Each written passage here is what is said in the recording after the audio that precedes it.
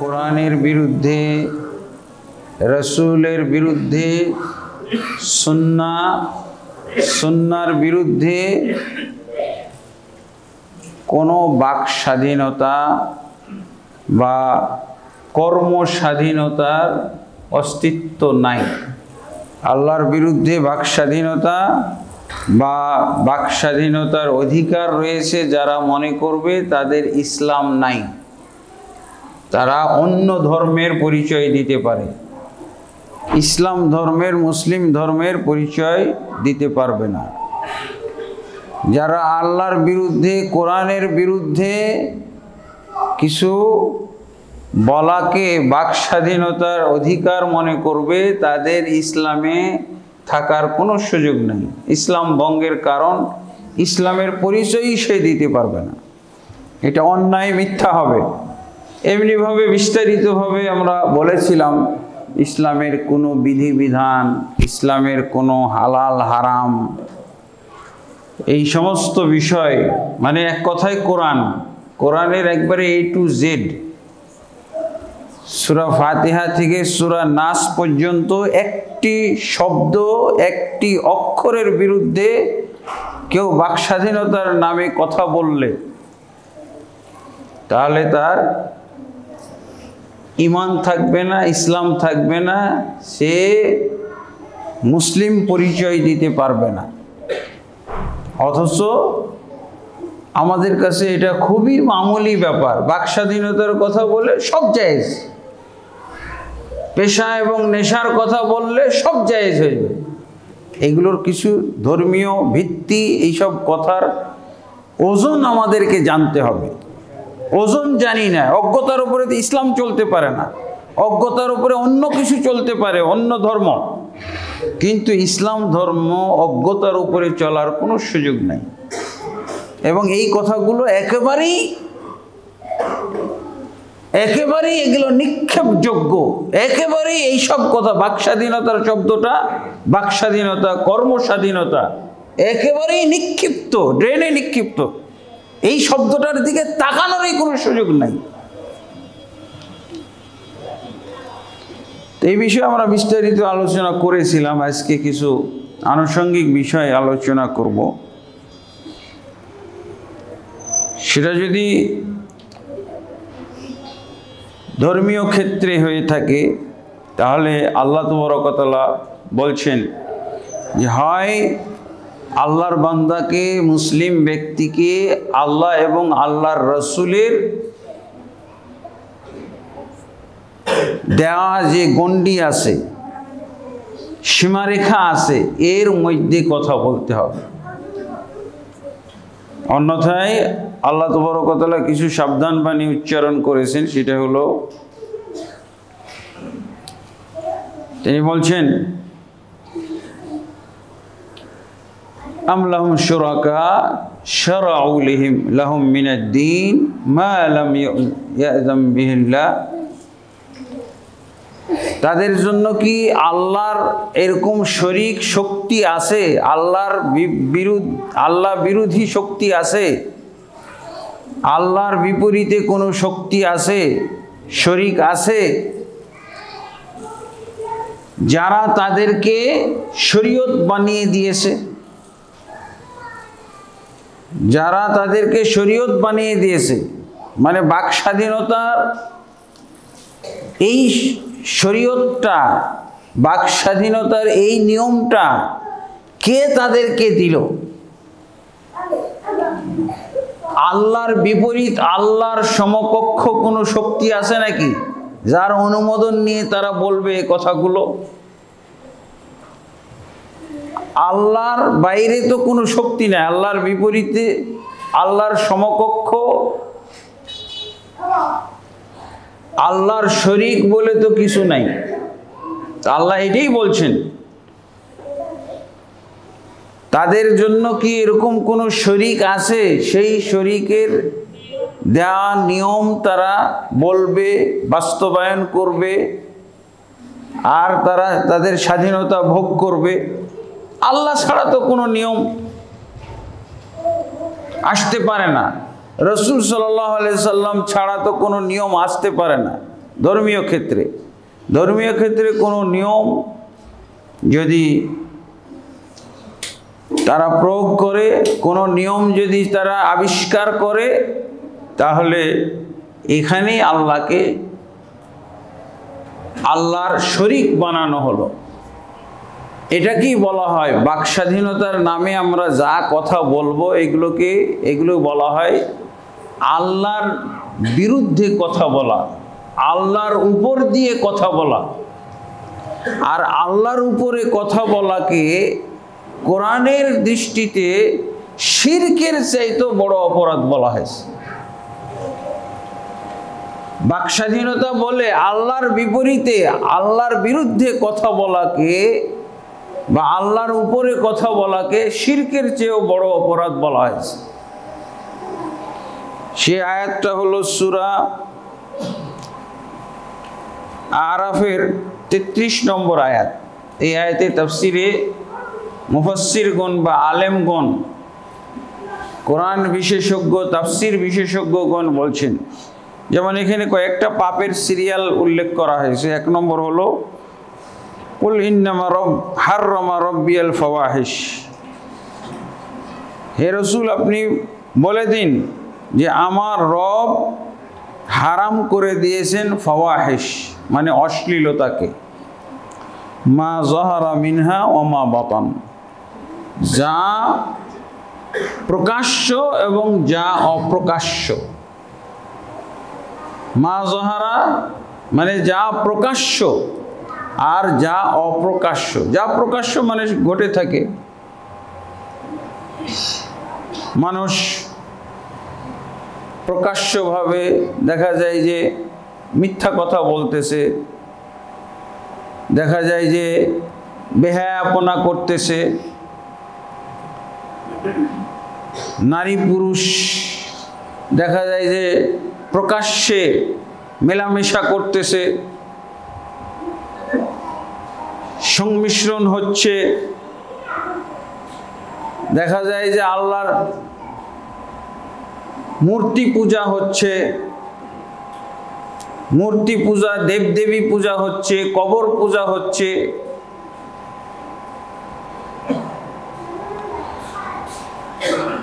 আর কিছু আছে ওমা বাতানা, যা অপ্রকাশ্যে, যা অপ্রকাশ্যে ঘটতেছে।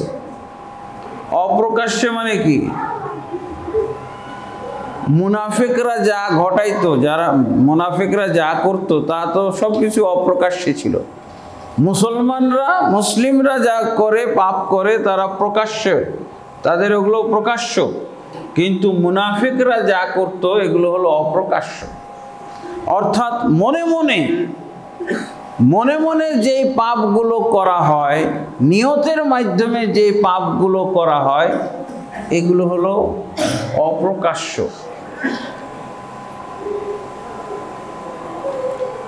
এটা তো আল্লাহ ছাড়া কেউ বলতে পারবে না, তাই না?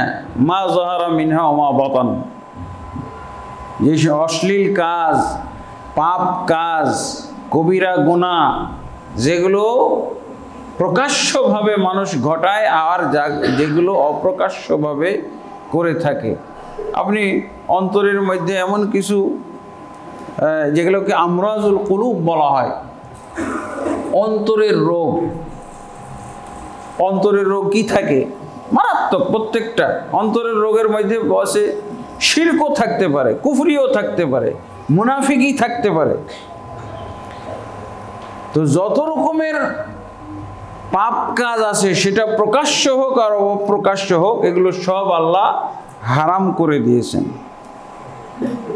ওয়াল বাগিয়া বিগাইরিল হক, ওয়াল বাগিয়া মানে বিরুদ্ধাচরণ, একজনের প্রতি অন্যায় করা। একজনের প্রতি একজন আরেকজনের প্রতি অন্যায় করতেছে, মারতেছে, তাকে হত্যা করতেছে, তাকে গালিগালাজ করতেছে, তাকে কষ্ট দিচ্ছে, তার সম্পদ আত্মসাৎ করে ফেলছে। এগুলো হলো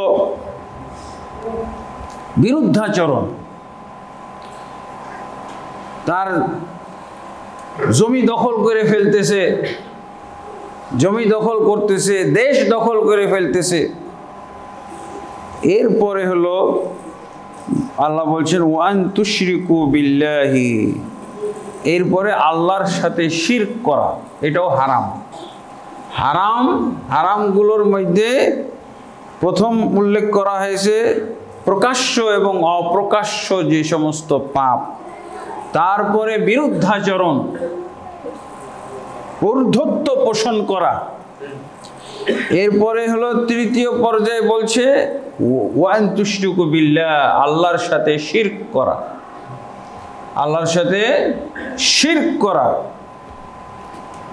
এবং এটা বিশেষভাবে উল্লেখ করা হয়েছে, আল্লাহর সাথে শিরক করাটা বিশেষভাবে উল্লেখ করা হয়েছে। আর এই পাপগুলো আল্লাহর আগে যেই পাপগুলোর কথা উল্লেখ করা হয়েছে এগুলো আল্লাহর সাথে হইতে পারে, আর মানুষের সাথেও করতে পারে, মানুষের বিরুদ্ধেও করতে পারে, কিন্তু শিরকটা হলো আল্লাহর সাথে খাস, আল্লাহর সাথে সম্পর্কযুক্ত। যেমন আল্লাহকে বাদ দিয়ে বিভিন্ন দেব দেবীর পূজা করা, মূর্তির পূজা করা, কবর মাজারের পূজা করা, জিন্দা মৃত অলি দরবেশ ল্যাংটা ফকিরের পূজা করা, এগুলো সব শিরকের অন্তর্ভুক্ত। তারপরে ইবাদতের ক্ষেত্রে শিরক করা, যেমন আমি সালাত পড়ছি দেখানোর জন্য, আমি হজ করতেছি দেখানোর জন্য, আমার নিয়ত হলো দেখানোর জন্য, আমি এলেম অর্জন করতেছি আলেম খ্যাতি পাওয়ার জন্যে, ইসলামী চিন্তাবিদ, বড় মুফতি, বড় হুজুর হওয়ার জন্য, এগুলো হলো অন্তরের ভিতরে থাকে। আর এই যত রকমের শিরক আছে, এই শিরকগুলো হলো সবই হারাম এবং অবৈধ। এই ব্যাপারে আল্লাহর পক্ষ থেকে কোনো বৈধতার দলিল আসে নাই, আল্লাহ নাজিল করে নাই। এই জন্য আল্লাহ বলছেন মালাম ইউনাজ্জিল বিহি সুলতানা, যে ব্যাপারে আল্লাহ কোনো দলিল প্রমাণ উল্লেখ করেননি, বৈধতার কোনো দলিল প্রমাণ নেই, যত ধরনের শিরক আছে।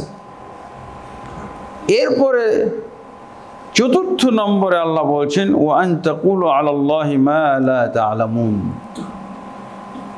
আর চতুর্থ পর্যায়ের পাপ যেটা আল্লাহ হারাম করেছেন সেটা হলো আল্লাহর উপরে মাতব্বরি করে কোনো কথা বলা, আল্লাহর উপরে, আল্লাহর বিরুদ্ধে নিজে আল্লাহ সেজে কিছু বলা, আল্লাহর মতো, যেটা আল্লাহ বলার কথা এটা আমি বলে ফেলছি। যেই কথাটা আল্লাহর বলার কথা, আল্লাহর বলার এখতিয়ার, আল্লাহর জন্য শোভা পায়, আল্লাহর জন্য কেবলমাত্র উপযুক্ত, এরকম কথা যদি আমি বলে ফেলি, তাহলে আল্লাহর উপরে মাতব্বরিমূলক কথা বলা, এইটাকে অনেকেই বলছেন যে এটা হলো সবচেয়ে বড় পাপ, সবচেয়ে বড় পাপ। এটা শিরকের চাইতেও বড় পাপ, আল্লাহর উপরে মাতব্বরি করা। এইগুলো, এই আল্লাহর উপরে মাতব্বরি করে কথা বলা, এটাও কিন্তু এই যে বাক স্বাধীনতা, কর্ম স্বাধীনতার অন্তর্ভুক্ত একটা বিষয়। বাক স্বাধীনতা আর কর্ম স্বাধীনতা, আমি যা ইচ্ছে তাই করব।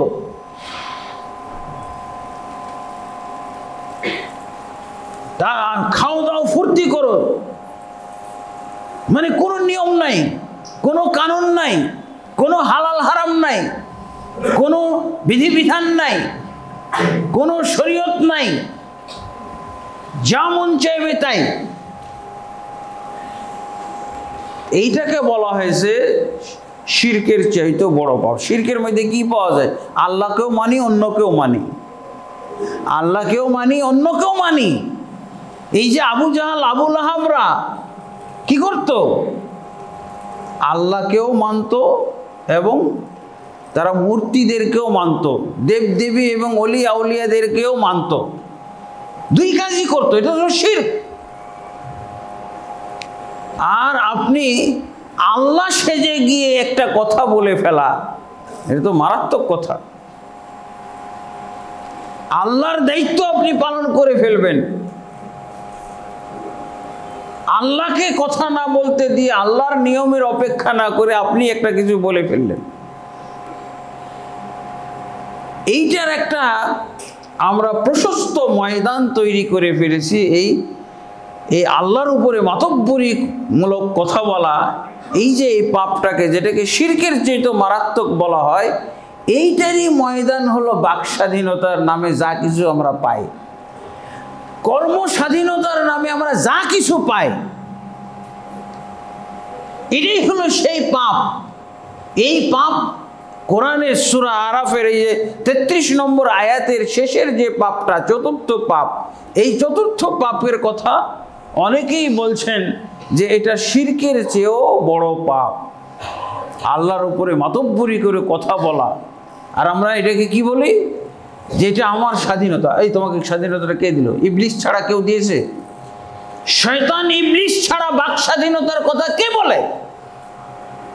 কোন কোরআনের আয়াত দিয়ে তুমি বাক স্বাধীনতার পাইছো? বাক স্বাধীনতা, কর্ম স্বাধীনতা, কর্ম স্বাধীনতার আমি একটা নোংরামি একটা উদাহরণ উল্লেখ করেছিলাম গত জুমার খুতবায়।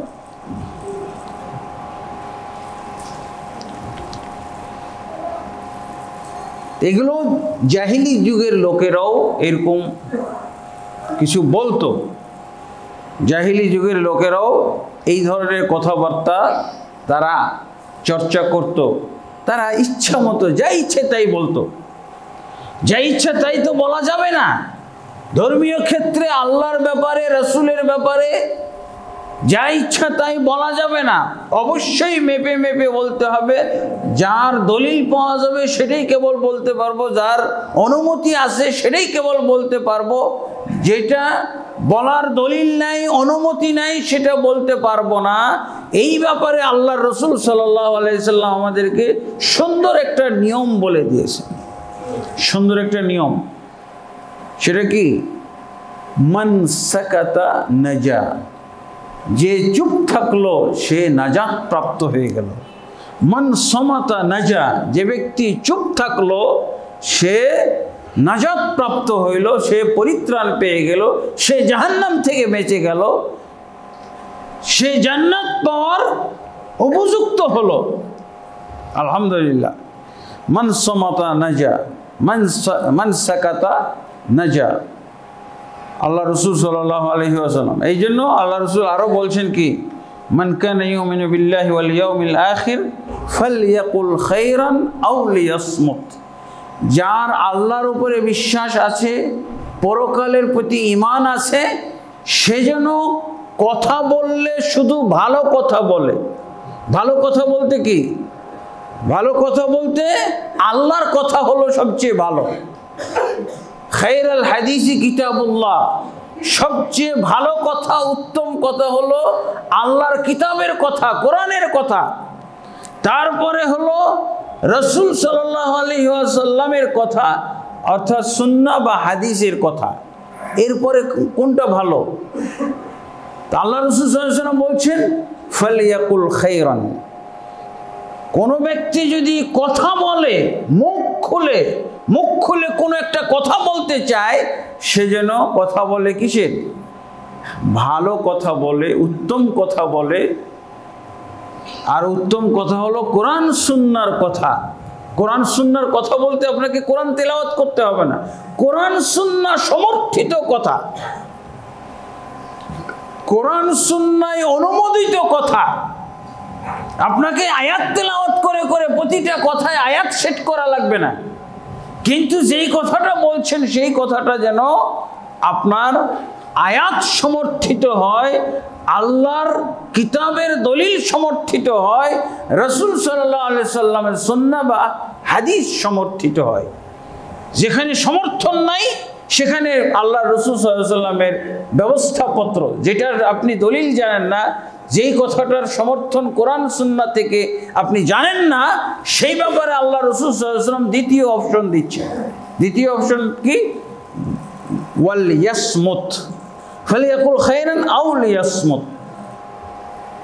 অথবা সে মুখ বন্ধ করে রাখবে, চুপ থাকবে, মুখ খুলবে না, মুখ খোলা যাবে না। আর আপনি বাক স্বাধীনতার নামে খালি সারাদিন বলতেই আছেন, কর্ম স্বাধীনতার নামে খালি সারাদিন বলতেই আছেন। আল্লাহ রাসূল সাল্লাল্লাহু আলাইহি ওয়াসাল্লাম বলছেন, মুমিন ব্যক্তি, মুসলিম ব্যক্তি মুখ খুললে সে ভালো কথা বলবে অথবা চুপ থাকবে, খারাপ কথা বলার কোনো সুযোগ নাই, নিষিদ্ধ। যেগুলো নিষিদ্ধ কথা, যেগুলো হারাম কথা, ওগুলো বলবে না। আরেকটা কি? যেই কথার সে দলিল জানে না এরকম কথা বলবে না। এই মর্মে আমি দুইটা হাদিস আপনাদের সামনে তুলে ধরব, সহিহ বুখারী মুসলিম থেকে এসেছে। আবু হুরায়রা রাদিয়াল্লাহু থেকে বর্ণিত হাদিস। তিনি বলছেন, সামি'তু রাসূলুল্লাহ সাল্লাল্লাহু আলাইহি ওয়াসাল্লাম ইয়াকুল, আবু হুরায়রা রাদিয়াল্লাহু বলছেন, আমি আল্লাহ রাসূলকে এই কথা বলতে শুনেছি কি, ইন্নাল আবদা লা ইয়াতাকাল্লামু বিল কালিমাতি, নিশ্চয়ই কোনো বান্দা, কোনো আল্লাহর বান্দা, ইয়াতাকাল্লামু বিল কালিমা, কথা বলে ফেলে, কোনো একটা কথা বলে ফেলে, মা ইয়াতাবায়্যানু ফিহা, সেই কথাটা তদন্ত করে, চিন্তা ভাবনা করে, খেয়াল করে বলে না। যার ফলে কি হয়? আল্লাহ রাসূল সাল্লাল্লাহু আলাইহি ওয়াসাল্লাম বলছেন, ইয়াজিল্লু বিহা ইলান নার, এই কথাটাই তাকে জাহান্নামের আগুনে নিক্ষেপ করে ফেলে। কথাটা বলে ফেললো, কিন্তু মা ইয়াতাবায়্যান, সে কথাটা চিন্তা করে নাই, এটা কোন মানের কথা, কোন ওজনের কথা, এটা কি পাপের কথা না নেকির কথা, মা ইয়াতাবায়্যান, সে চিন্তা ফিকির করেই নেই। চিন্তা গবেষণা ছাড়া, অনুসন্ধান ছাড়া, খেয়াল গবেষণা ছাড়া বলে ফেলল। আল্লাহ রাসূল সাল্লাল্লাহু আলাইহি ওয়াসাল্লাম বলছেন, ইয়াজিল্লু বিহা ইলান নার, সে জাহান্নামের আগুনে এই কথাটার কারণে নিক্ষিপ্ত হয়ে যাবে, জাহান্নামের কারণে নিক্ষিপ্ত হবে, জাহান্নামের মধ্যে নিক্ষিপ্ত হবে, এবং সে জাহান্নামের এত গভীরে চলে যাবে, এত গভীরে, যেমন আসমান জমিনের মাঝে দূরত্ব আছে, অথবা পূর্ব এবং পশ্চিমের মাঝে যেমন দূরত্ব, এইরকম ভাবে এত দূরত্বে সে চলে যায়, জাহান্নামে নিক্ষিপ্ত হয়ে এত দূরত্বে সে চলে যায়। তার মানে কত দূরত্বে? জান্নাত থেকে এত দূরত্বে সে চলে যায়, যেমন ভাবে পূর্ব এবং পশ্চিমের মধ্যে দূরত্ব, পূর্ব পশ্চিমের একবারে শেষ সীমানা, এত দূরত্বে সে নিক্ষিপ্ত হয় জাহান্নামে। মানে জান্নাত থেকে সে এত দূরে সরে, এবং জাহান্নামে সে এমনভাবে নিক্ষিপ্ত হয়। কোন কথাগুলো? যেই কথাগুলো সে না জেনেই বলেছে, না বুঝে বলে ফেলেছে, এর মধ্যে এমন কথা থেকে যায়, কারণ ও তো শরীয়তের মিজান দ্বারা, শরীয়তের বা কোরআন সুন্নাহর মাপকাঠি দ্বারা মাপে নাই, মুখে এসেছে বলে দিয়েছে, মুখে যা আসে বলে দেয়। আল্লাহ রাসূল সাল্লাল্লাহু আলাইহি ওয়াসাল্লাম এই যে মুখে যা আসে বলে দেয়, এই বাক্যটার আল্লাহ রাসূল সাল্লাল্লাহু আলাইহি ওয়াসাল্লাম পরিণাম কি বলছেন, যে সে এই বাক্যটা, একটা বাক্যের কারণে, একটা বাক্যটা এমন হইতে পারে, যদি কাউল আলাল্লাহ হয়ে যায়, আল্লাহর উপরে মাতব্বরিমূলক কথাটা হয়ে যায়, তাহলে কি হবে? সে পূর্ব এবং পশ্চিমের মধ্যে যে ব্যবধান, এইরকম ব্যবধানে সে জাহান্নামে নিক্ষিপ্ত হবে। মানে জান্নাতের কোনো লেশ খেস পর্যন্ত সে পাবে না, কোনো সন্ধান থাকবে না।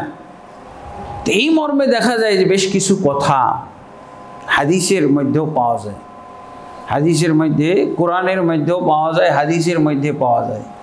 এই ধরনের কিছু কথা জাহিলি যুগের লোকেরা বলতো। জাহিলি যুগের লোকের, ওদের কাছে তো কোনো মাপকাঠি ছিল না, ওরা বলে ফেলতো। যেমন তারা জমি আবাদ করলে এবং তারা বাগান টাগান লাগাইলে তারা বলতো কি যে আমাদের ফসলের এই অংশটা আমাদের দেবদেবীর জন্য, আর এই অংশটা রাখলাম আল্লাহর জন্য। কি বুঝলেন? এইটা হলো আমাদের মূর্তি, দেবদেবী, অলিয়া উলিয়াদের জন্য, আর এটা হলো আল্লাহর জন্য।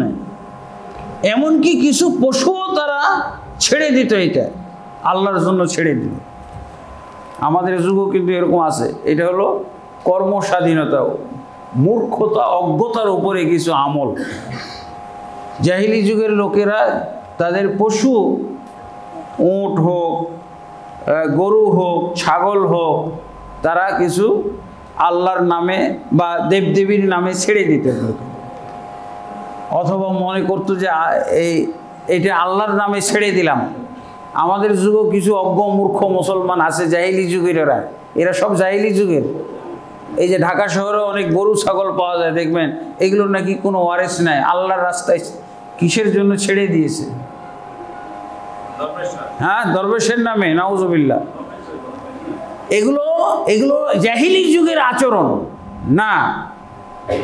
এগুলো হয় বিক্রি করে দান করবে, আর না হয় এগুলো জবাই করে, গোস্ত করে, যদি তার প্রয়োজন না থাকে, সে যদি না খায়, তাহলে গরিব, মিসকিন, এতিম, অসহায় এদের মাঝে বন্টন করে দিবে, দরিদ্র গরিব এতিমদের মাঝে বন্টন করে দিবে। কিন্তু এমনি পশুটাকে ছেড়ে দেওয়া, এটা জাহিলি যুগের আচরণ। কোথার থেকে পাইলো আল্লাহ জানে, ইবলিস তাদের শিখাই দিছে যে জাহিলি যুগে আবু জাহলরা এটা করতো, তোরাও কর। এরা পাইলো কোথায়? কোরআনেও নয়, হাদিসে নয়, পাইলো কোথায় এরা? ইবলিস সরাসরি এদেরকে শিখাই দিছে যে তুই এই ছাগলটা, এই গরুটা, এই গাভীটা, এটা তুই ছেড়ে দে রাস্তায়। এগুলো কিন্তু খাওয়াও না যায়, এগুলো খাওয়াও, জবাই করে খাওয়াও না যায়। যারা গরু খাওয়া মুসলমান, ওরা খাইতে পারে, তাদের একটাই পরিচয়, খালি গরুর গোস্ত খায়, এরকম মুসলমান আছে না?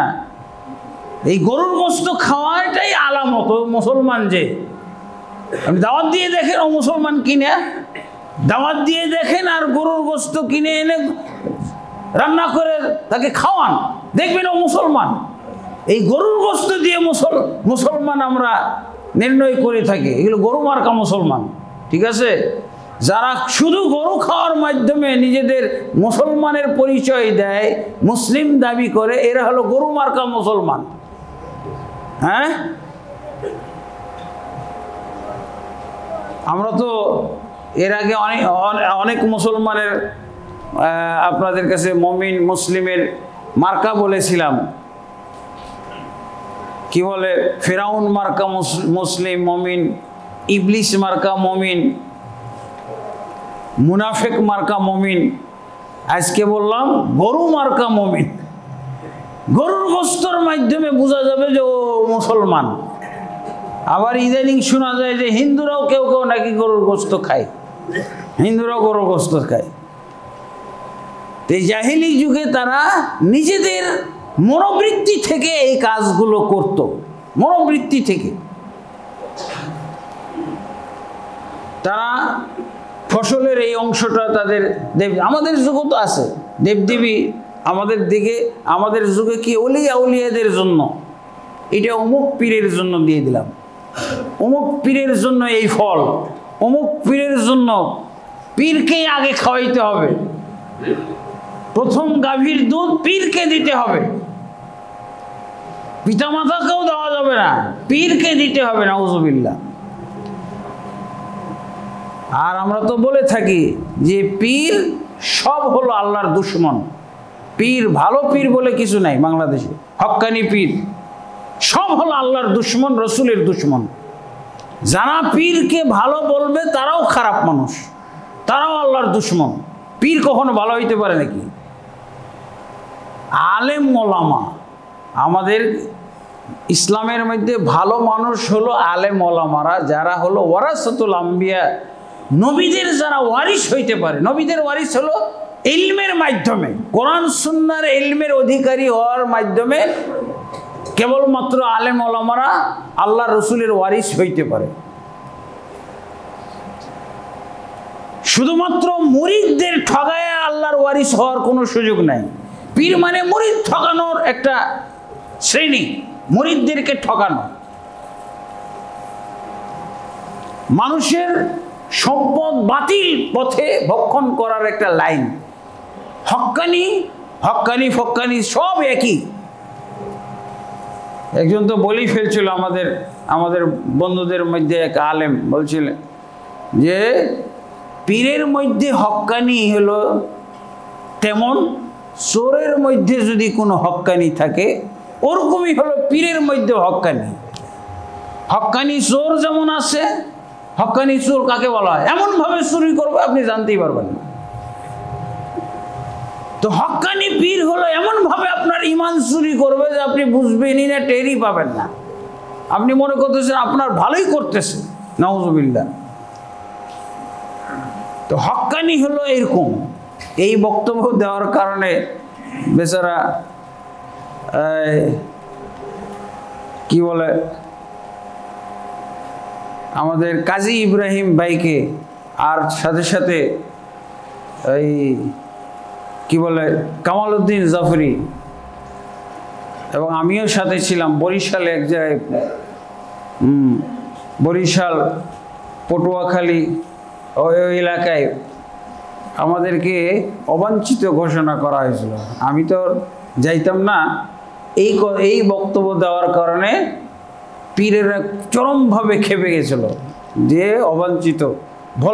ভোলা এলাকায় সব পীর মুরিদির লোকেরা মিছিল করে একেবারে বিশাল মাহফিলের আয়োজন করে অবাঞ্ছিত ঘোষণা করেছিল। পীরের মধ্যে হক্কানি যেমন মানানসই, হ্যাঁ, তেমনি যদি এটা মানানসই হয়ে থাকে তাহলে চোরের ক্ষেত্রেও হক্কানি।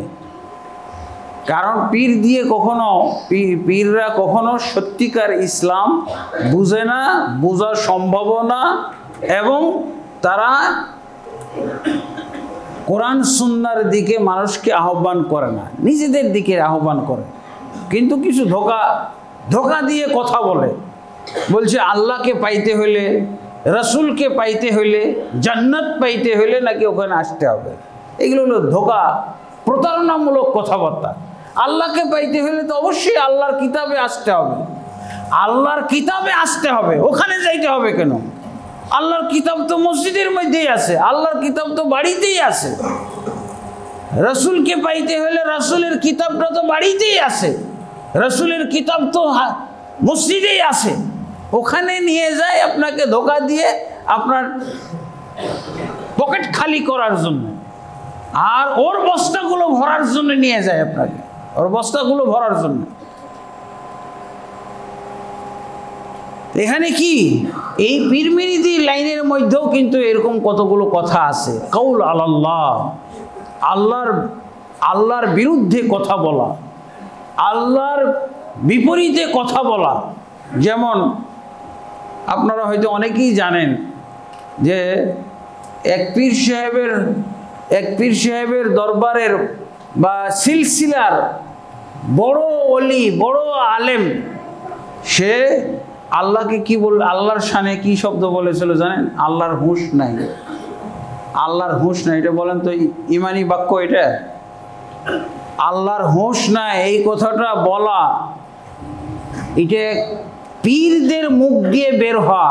আবার এটাকে পীররা ওই যে 27খানা কিতাব পড়ার জন্য ডাকে না, দাদা হুজুরের 27খানা কিতাব পড়ার জন্য ডাকে না, কখনো কোরআন পড়ার জন্য এইভাবে ডাকে না।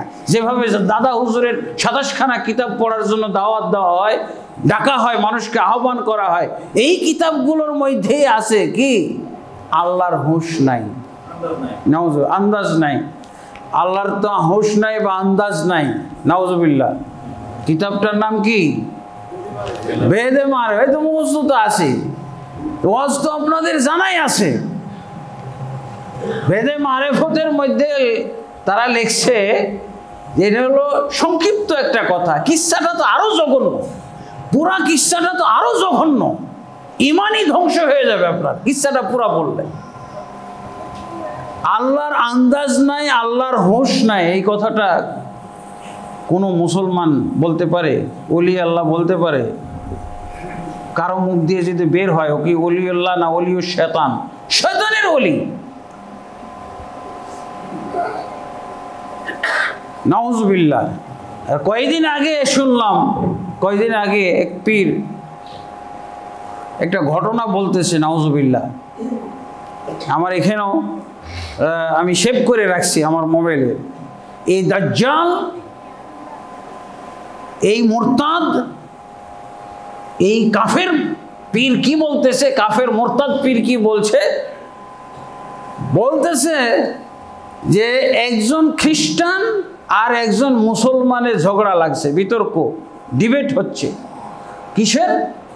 খ্রিস্টান বলতেছে আমাদের নবী ঈসা বেশি কামেল বা ঈসা বেশি উত্তম, কারণ কি উনি মরা মানুষকে জীবিত করতেন, মরা মানুষকে জীবিত করতেন। তোমাদের নবী মরা মানুষকে জীবিত করছে দেখাও। খ্রিস্টান জিজ্ঞেস করছে মুসলমানকে। তারপর মানে এই গত সপ্তাহে আমি শুনছি, এর আগে অনেকদিন আগে একবার শুনছিলাম, এটা আবার টেলিভিশনে প্রচার হচ্ছিল, নাউজুবিল্লাহ। টেলিভিশনে প্রচার হচ্ছে এই ডায়ালগটা, এটা অনেক বছর আগের ঘটনা। আর ইদানিং গত সপ্তাহে আমি শুনতেছি একটা কি ইউটিউবে ভিডিও ক্লিপ শুনতেছি, কি বলতেছে যে এই খ্রিস্টান বলতেছে আমাদের নবী ঈসা তিনি বেশি কামেল, বেশি উত্তম, তার কারণ উনি মরা মানুষকে জীবিত করে দিতেন। আর মুসলমান মুসলিম ব্যক্তি বলছে না আমাদের নবী সবচেয়ে উত্তম, আমাদের নবী সাইয়্যিদুল মুরসালিন, সাইয়্যিদুল আউওয়ালিন ওয়াল আখিরিন, আমাদের নবী হলেন সবার চেয়ে শ্রেষ্ঠ, সমস্ত নবী রাসূলদের চাইতে শ্রেষ্ঠ। শুধু ঈসা না, আদম থেকে নিয়ে কিয়ামত কাল পর্যন্ত যত নবীর এসেছে সবার মধ্যে শ্রেষ্ঠ হলো নবী সাল্লাল্লাহু মুহাম্মদ সাল্লাল্লাহু আলাইহি ওয়াসাল্লাম। এই ডিবেট শুনতেছে আবার কে? আব্দুল কাদের জিলানী, নাউজুবিল্লাহ। আব্দুল কাদের জিলানী এই ডিবেটটা শুনতেছে। মুসলিম আর মসিহি, মুসলিম আর খ্রিস্টান এই ডিবেট করতেছে। পরে আব্দুল কাদের জিলানী এসে মুসলমানদের পক্ষ অবলম্বন করছে। আব্দুল কাদের জিলানী নাকি এর আগে শুনছিলাম এটা অন্য কায়দায়, কিন্তু এই পীর, এই মুরতাদ অন্যভাবে বলতেছে। বলতেছে আব্দুল কাদের জিলানী রহমতুল্লাহ আলাইহি নাকি চলে আসছে, এই বা শুনতেছিল। যখন দেখতেছে যে মুসলিম ব্যক্তি তো এরকম কোনো দিতে পারছে না, মানে শুধু দাবি করতেছে, এরকম কোনো জলজন্ত কোনো মানে প্রমাণ দিচ্ছে না, তো আব্দুল কাদের জিলানী তিনি এসে বলতেছেন, এই তুমি যে বলতেছো তোমাদের ঈসা শ্রেষ্ঠ, আর তুমি বলতেছো ঈসা নবী এরকম মরা মানুষকে জীবিত করত, বলো তো কি বলে জীবিত করত? খ্রিস্টানকে জিজ্ঞেস করছে। বলছে উনি যে কোনো কবরের ওখানে যে কোনো মৃত ব্যক্তির সামনে গিয়ে বলতেন কুম বিইজনিল্লাহ, তুমি আল্লাহর নির্দেশে, আল্লাহর অনুমতিক্রমে দাঁড়িয়ে যাও, জিন্দা হয়ে যাও, আর সেই ব্যক্তি জিন্দা হয়ে যেত। তারপরে ওই ব্যক্তি আব্দুল কাদের জিলানী বলছে, এই তুমি কি নিয়ে আসছো, এটা যে কোনো শ্রেষ্ঠত্ব হয়?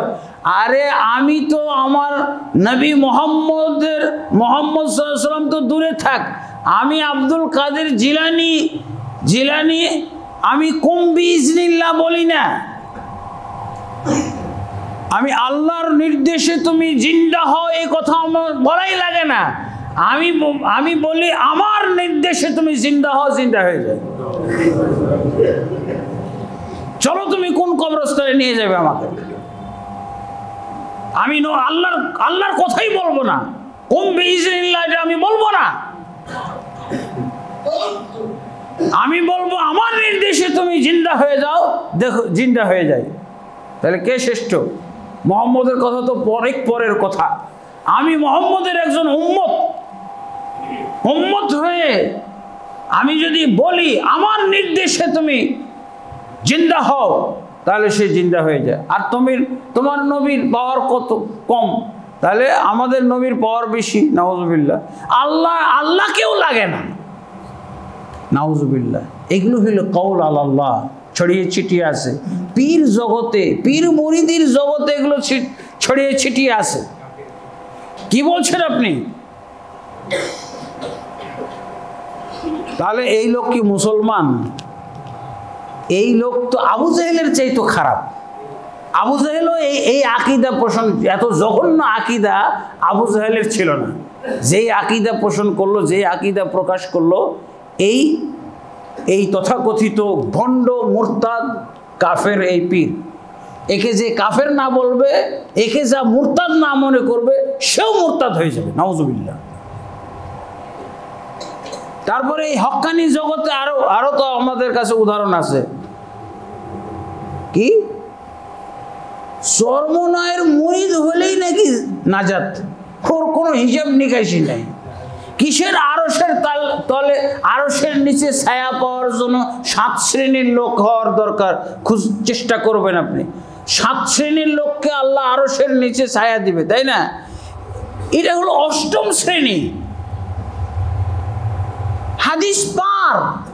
চরমনায়ের মুরিদ হয়ে গেলে আর আপনার এইসব টেনশনই নাই। এই সাতের মধ্যে যাওয়ার কোনো চেষ্টা করা লাগবে না। খালি কোন রকম মুরিদ বলে দিতে পারলেই হলো, নামটা বলে দিতেই পারলে হলো আমি চরমনায় পীরের মুরিদ, বাস শেষ। বুঝেছেন? হিসাব নিকাশি নাই। এক ভণ্ড ওয়াজ করতেছে এটা।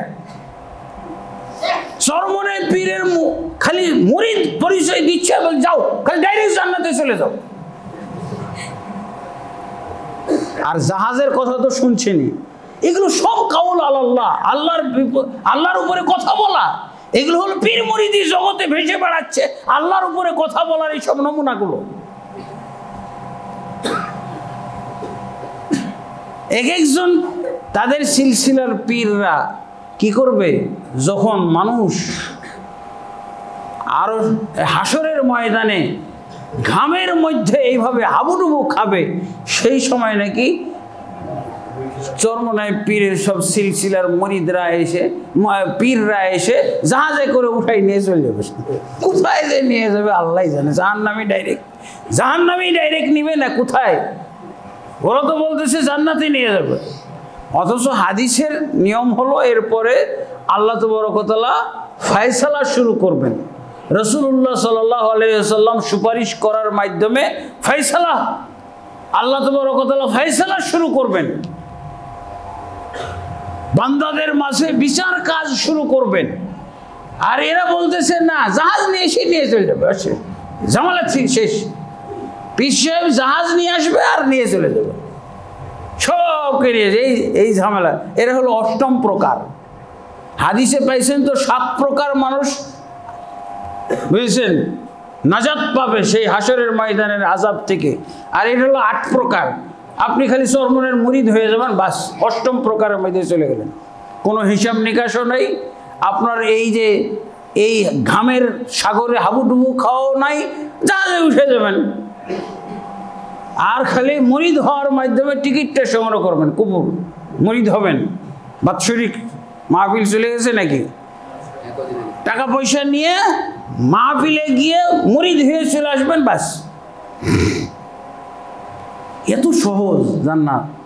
অথচ রাসূলুল্লাহ সাল্লাল্লাহু আলাইহি সাল্লাম তার মেয়ে ফাতেমাকে কি বলছে, ইয়া ফাতিমা বিনতে মুহাম্মদ, হে মুহাম্মদের মেয়ে ফাতেমা, আনকিজি নাফসাকি মিনান নার ফাইন্নী লা উগনি আনকি মিনাল্লাহি শাইআ। হে মুহাম্মদের মেয়ে ফাতেমা, তুমি জাহান্নাম থেকে বাঁচার ব্যবস্থাটা দুনিয়াতেই করে নাও। ইশতারি নাফসাকি মিনান নার, তুমি জাহান্নামের আগুন থেকে নিজেকে কিনে নাও। বাঁচার ব্যবস্থা করে নাও। ফাইন্নী লা উগনি আনকি মিনাল্লাহি শাইআ, কারণ কিয়ামতের দিন হাসরের ময়দানে যদি তুমি আল্লাহর কাঠগড়ায় পাকড়াও হয়ে যাও, তোমার নেকির দৌড় যদি কমে যায়, লা উগনি আনকি মিনাল্লাহি শাইআ, আমি তোমার কোনো উপকার করতে পারবো না। কোনো উপকার করতে পারবে? কোন আল্লাহ রসুল স্পষ্ট জানিয়ে দেন, সহিহ মুসলিম শরীফের হাদিস। অথচ এই হাদিসগুলোকে তারা কি করেছে? পীর মুরিদির আবর্জনায় ঢেকে দিয়েছে, ধামাচাপা দিয়ে এইসব বাজে, এইসব ভণ্ডামি কথাবার্তাগুলো বলে বেড়াচ্ছে। কাউল আল্লাহ, কোথায় পাইলেন আপনি এই হাদিস? আল্লাহ কোথায় আপনাকে এই ক্ষমতা দিলেন, এই অধিকার দিলেন যে আপনি আপনার মুরিদরাকে নিয়ে চলে যাবেন? কাউল আল্লাহ, এটা হলো আল্লাহর বিপরীতে, আল্লাহর উপরে মাতব্বরিমূলক কথাবার্তা। এগুলো কোরআন সুন্নাহর মাপকাঠির বাইরে কথাবার্তা। এই তো কোরআন সুন্নাহর মাপকাঠি। আল্লাহ রাসূল সাল্লাল্লাহু আলাইহি ওয়াসাল্লাম বলছেন যে ফাতেমারও কোনো নাজাত হবে না, ফাতেমাও সেদিন পরিত্রাণ পাবে না যদি তার জাহান্নাম থেকে নাজাত পাওয়ার মতো আমল না থাকে। তারপরে তো নিয়ম বলে দেওয়া হয়েছে হাদিসের মধ্যে, সহিহ মুসলিমের হাদিস, মান বাত্তা আমালুহু লাম ইউসরি বিহি নাসাবুহু, যার আমলের দৌড় কমে যাবে সেদিন তার বংশমর্যাদা কোনোই কাজে আসবে না। যার আমলের দৌড় থাকবে না, যার ঈমান আমল থাকবে না, তার বংশমর্যাদা তাকে মোটেও অগ্রসর করতে পারবে না, মোটেও আগিয়ে দিতে পারবে না, মোটেও কোনো উপকার পাবে না। বংশমর্যাদা, ফাতেমার মতো বংশমর্যাদা কারো আছে? মুহাম্মদের মেয়ে ফাতেমা সাল্লাল্লাহু আলাইহি ওয়াসাল্লাম, তার চেয়ে বংশমর্যাদা কার আছে? আল্লাহ রাসূল সাল্লাল্লাহু আলাইহি ওয়াসাল্লাম একবারে নিয়ম বলে দিচ্ছেন, মান বাত্তা আমালুহু লাম ইউসরি বিহি নাসাবুহু, যার আমলের দৌড় কম, যার আমলের গতি মন্থর, সে কখনোই কিয়ামতের দিন অগ্রসর হইতে পারবে না, সে নাজাত পাবে না, তার জন্য জাহান্নাম কেউ ঠেকাইতে পারবে না। অথচ এর বিপরীতে আল্লাহ রাসূল সাল্লাল্লাহু আলাইহি ওয়াসাল্লাম বলছেন, ইন্নাল আবদা লা ইয়াতাকাল্লামু বিল কালিমা মিন রিদওয়ানিল্লাহি তাআলা মা ইউলকি লাহা বালান ইয়ারফাউহুল্লাহু বিহা দারাজাতান। অথচ এক বান্দা আল্লাহর সন্তুষ্টির উপরে এমন কথা বলে ফেলে, আল্লাহর সন্তুষ্টিমূলক এমন কথা মুখ দিয়ে বলে ফেলে, এর মাধ্যমে আল্লাহ তাবারক ওয়া তাআলা খুশি হয়ে যান এবং তার স্তর, তার মর্যাদা অনেক গুণে আল্লাহ তাবারক ওয়া তাআলা বাড়িয়ে দেন এবং তাকে জান্নাতে প্রেরণ করেন। এরকম অনেক খুশির কথাবার্তা, এগুলো আমাদেরকে জানতে হবে কোন কথাগুলো আল্লাহ বেশি খুশি হয়। সবচেয়ে কোন কথায় বেশি খুশি হয়? আফজলুল যিকরি লা ইলাহা ইল্লাল্লাহ, আফজলুদ দুআ আলহামদুলিল্লাহ। সবচেয়ে উত্তম জিকির হলো লা ইলাহা ইল্লাল্লাহ, সবচেয়ে উত্তম দোয়া হলো আলহামদুলিল্লাহ। সবচেয়ে প্রিয় কথা হলো আল্লাহর নিকটে সুবহানাল্লাহি ওয়া বিহামদিহি সুবহানাল্লাহিল আযীম, আল্লাহর কাছে সবচেয়ে প্রিয় এবং মিজানের পাল্লায় সবচেয়ে ভারী কথা এবং মুখ দিয়ে উচ্চারণের দিক দিয়ে অনেক হালকা কথা, সুবহানাল্লাহি ওয়া বিহামদিহি সুবহানাল্লাহিল আযীম। এই যে কোরআন এবং সুন্নাহ ভিত্তিক যে সমস্ত জিকির আজকার আছে, এগুলোর পাশাপাশি আরও কিছু আল্লাহকে সন্তুষ্ট করার জন্য আল্লাহর দ্বীনের দাওয়াতের ক্ষেত্রে রাসূল সাল্লাল্লাহু আলাইহি ওয়াসাল্লামের সুন্নাহকে সমুন্নত রাখার ক্ষেত্রে যদি কথাগুলো বলি, মিকদাদ বিন আসওয়াদ রাদিয়াল্লাহু আনহু আল্লাহ রাসূল সাল্লাল্লাহু আলাইহি ওয়াসাল্লামের উদ্দেশ্যে একটা কথা বলেছিলেন, কি? বদরের যুদ্ধের সময়, ইয়া রাসূলুল্লাহ, আপনি যেভাবে ইচ্ছা আমাদেরকে সেভাবে এই যুদ্ধে ব্যবহার করেন, আমরা সেভাবেই রাজি আছি। আপনার সামনে থেকে যুদ্ধ করতে রাজি আছি, আপনার পিছনে থেকে যুদ্ধ করতে রাজি আছি, আমরা আপনার ডানে থেকে যুদ্ধ করব, আপনার বামে থেকে যুদ্ধ করব। আমরা কখনোই ওই বানু ইসরাইলদের মতো কথা বলবো না, যেই বানু ইসরাইলরা মুসা নবীকে বলেছিল, হে মুসা, তুমি এবং তোমার রব গিয়ে যুদ্ধ করো, এই সমস্ত পরাক্রমশালী এইসব সুঠাম দেহি এবং এত শক্তিশালী বাহিনীর বিরুদ্ধে আমরা যুদ্ধ করতে পারবো না, তুমি আর তোমার রব যাও যুদ্ধ করো। আমরা এই কথা বলবো না, আমরা আপনার সামনের যুদ্ধ করব, পিছনে যুদ্ধ করব, ডানে থেকে বামে থেকে যুদ্ধ করব। আল্লাহ রাসূল সাল্লাল্লাহু আলাইহি ওয়াসাল্লাম এত খুশি হয়েছিলেন, আর ইবনে মাসউদ রাদিয়াল্লাহু বলছেন খুবই খুশি হয়েছিলেন। আর ইবনে মাসউদ রাদিয়াল্লাহু আনহু বলেছিলেন, আহারে এই কথাটা যদি আমি আব্দুল্লাহ ইবনে মাসউদের মুখ দিয়ে বের হইতো তাহলে দুনিয়া এবং দুনিয়ার মধ্যে যা কিছু আছে সবচেয়ে আমার কাছে প্রিয় হইতো এটা। আল্লাহু আকবার। আল্লাহ এবং আল্লাহর রাসূল এত খুশি হয়েছিল এই কথাটা শুনে মিকদাদ বিন আসওয়াদ রাদিয়াল্লাহু আনহু। আলহামদুলিল্লাহ, এরকম দ্বীনের জন্য, দাওয়াতের জন্য, তাওহীদের জন্য, সহিহ আকীদা প্রচারের জন্য আমরা যে কথাই বলবো সেগুলোই আল্লাহর কাছে মূল্যবান কথা। এগুলোর মাধ্যমে আমরা আল্লাহর সন্তুষ্টি অর্জন করব। ওমান আহসানু কাওলাম মিম্মান দাআ ইলাল্লাহ ওয়া আমিলা সালিহান ওয়া ক্বালা ইন্নানি মিনাল মুসলিমিন। ওই ব্যক্তির চেয়ে উত্তম কথা কার হইতে পারে যে ব্যক্তি আল্লাহর দিকে দাওয়াত দেয়, আল্লাহর পথে মানুষকে দাওয়াত দেয়, দ্বীনের দিকে, তাওহীদের দিকে, সহিহ আকীদার দিকে, রাসূলের সুন্নাহর দিকে দাওয়াত দেয়। এই ব্যক্তির চেয়ে উত্তম কথা আর কারো হইতেই পারে না। ওয়াকালা ইন্নানি মিনাল মুসলিমিন, এবং বলে আমি মুসলমানদের অন্তর্ভুক্ত। আলহামদুলিল্লাহ, আল্লাহ তাবারক ওয়া তাআলা আমাদের সকলকে যেন মেপে মেপে উত্তম কথা এবং দ্বীনের সাহায্যকারী কথা, দ্বীনের জন্য উপকারী কথা, ইমানি কথা যেন আমাদেরকে আল্লাহ তাবারক ওয়া তাআলা বলার তৌফিক দান করেন। বাক স্বাধীনতার নামে উল্টাপাল্টা শিরকি, কুফরি এবং বেদাতি কথাবার্তার আমরা যেন বলার সুযোগ গ্রহণ না করি। আল্লাহ তাবারক ওয়া তাআলা তৌফিক দান করুন। আল্লাহুম্মা আমিন।